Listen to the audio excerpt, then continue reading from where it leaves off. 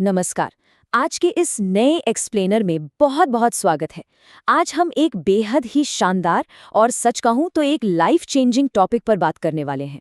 हम सब ने अक्सर सुना है ना कि दिन की शुरुआत जैसी होगी पूरा दिन वैसा ही जाएगा। लेकिन असल सवाल ये है कि इस शुरुआत को एक मजबूत सॉलिड ढांचा कैसे दिया जाए। आज के इस पूरी विश्लेषण में हम संदीप माहेश्वरी के बहुत ही प्रसिद्ध मॉर्निंग एफर्मेशंस यानी सुबह बोले जाने वाले सकारात्मक कथनों को गहराई से डिकोड करने वाले हैं। हम सिर्फ इन लाइनों को पढ़ेंगे नहीं, बल्कि ये समझेंगे कि कैसे ये बोले गए शब्द हमारे दिमाग की वायरिंग को पूरी तरह से बदल देते हैं। मतलब कैसे एक एक विचार जुड़कर एक अजय माइंडसेट की नींव रखता है। तो क्या हम सब तैयार हैं? चलिए शुरू करते हैं।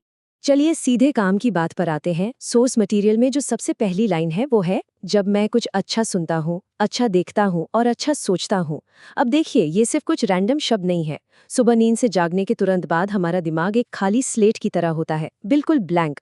और ये जो लाइन है ना, ये उस स्लेट पर सबसे पहली और सबसे पॉजिटिव लकीर खींचने का काम करती है। एक तरह से ये एक बेहतरीन साइकोलॉजिकल हुक है। ये हमारे दिमाग को सीधा सीधा इंस्ट्रक्शन दे रहा है कि भाई आज बाहर की दुनिया से सिर्फ और सिर्फ अच्छी चीजों को ही अंदर आने देना है। और बस यहीं से नींव पड़ती है हमारे पहले माइंडसेट बिल्डिंग ब्लॉक की, जो है सकारात्मक शुरुआत। इसे एक डोमिनो इफेक्ट की तरह समझ के देखिए। आपने देखा है ना कैसे एक छोटा सा पीस गिरता है और पूरी की पूरी लाइन खटाखट गिरने लगती है। बिल्कुल वैसे ही पहला कदम है कुछ अच्छा सुनना। जैसे ये होता है, ये तुरंत दूसरे कदम को ट्रिगर करता है, यानी कुछ अच्छा देखना। अब जब कानों में अच्छा जा रहा है, आंखों से अच्छा दिख रहा है, तो स्वाभाविक सी बात है कि तीसरा कदम अपने आप आएगा। हम अच्छा सोचेंगे और इन तीनों का जो कंबाइंड रिजल्ट है वो है हमारा चौथा कदम, एक बहुत ही बेहतरीन दिन और अल्टीमेटली एक बेहतरीन जिंदगी। ये आदतें ना चक्रवृद्धि ब्याज यानी कंपाउंडिंग की तरह काम करती हैं। हर एक छोटा पॉजिटिव इनपुट हमारे दिमाग को अगले बड़े पॉजिटिव कदम के लिए तैयार कर देता है। तो पॉजिटिविटी का इंजन तो स्टार्ट हो गया। अब हम आते हैं अपने दूसरे ब्लॉक पर, जो है अतीत से मुक्ति। अब ये वाला पॉइंट सच में बहुत दिलचस्प है। स्रोत सामग्री में गलतियों को जिस तरह से डिफाइन किया गया है वो कमाल का है। यहाँ गलतियों को हमारी असफलताओं के रूप में नहीं देखा गया है, बल्कि एक ऐसे भारी बोझ के रूप में देखा गया है जिसे बस उतार कर रख देना है। अफर्मेशन कहता है कि पास्ट में जो भी गलतियां हुई, चाहे अनजाने में या जानबूझकर, उनके लिए खुद को और दूसरों को पूरी तरह से माफ कर देना चाहिए। क्योंकि जरा सोचिए, जब तक पुरानी बातों का बैगेज हम ढोते रहेंगे, हमारा दिमाग शांत होकर आगे की तरफ कैसे देख पाएगा। दिमाग को आजाद करने की सबसे बड़ी चाबी यही है, माफी। पास्ट का बोझ उतर गया, बहुत बढ़िया। तो अब हम बढ़ते हैं अपने तीसरे निर्माण खंड की तरफ, जो है वर्तमान लक्ष्य और हमारी एकाग्रता।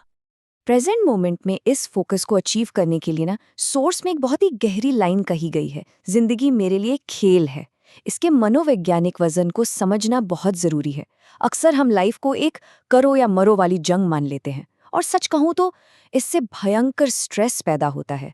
लेकिन जैसे ही हम इसे खेल मान लेते हैं, तो वो हार जीत का प्रेशर अचानक से कम हो जाता है।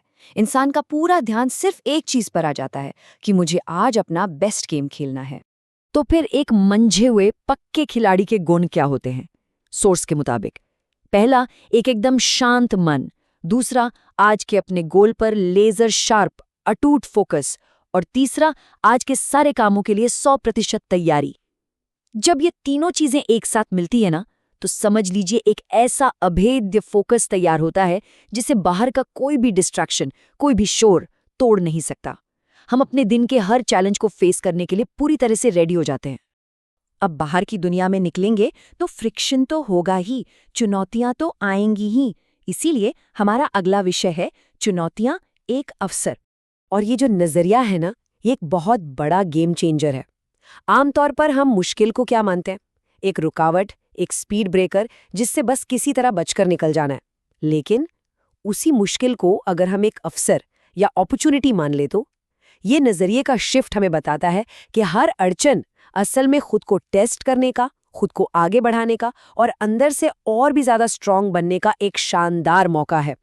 प्रॉब्लम को नेगेटिव चश्मे से देखने के बजाय उसे ग्रोथ के चांस के रूप में देखने से इंसान की पूरी एनर्जी ही बदल जाती है।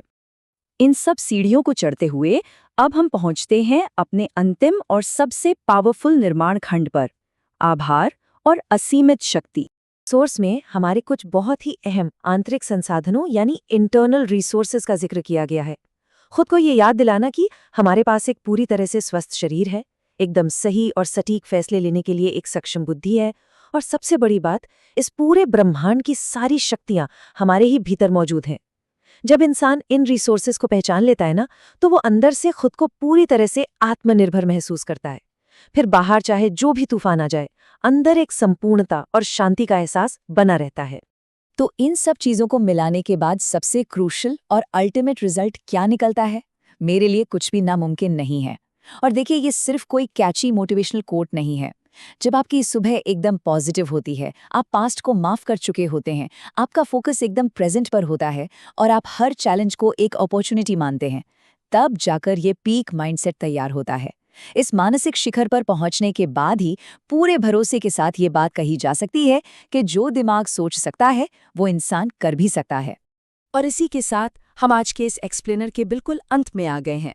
हमने देखा कि कैसे बस सही शब्दों का एक ढांचा हमारे पूरे दिन को और अल्टीमेटली हमारी पूरी लाइफ को ट्रांसफॉर्म कर सकता है। तो सब कुछ जानने के बाद खुद से पूछने के लिए बस एक ही सवाल बचता है, आज ऐसा क्या है जो मुमकिन होने वाला है?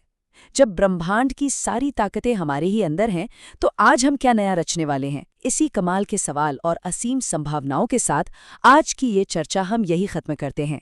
इस डीप डाइव में हमारे साथ जुड़ने के लिए आपका बहुत बहुत धन्यवाद।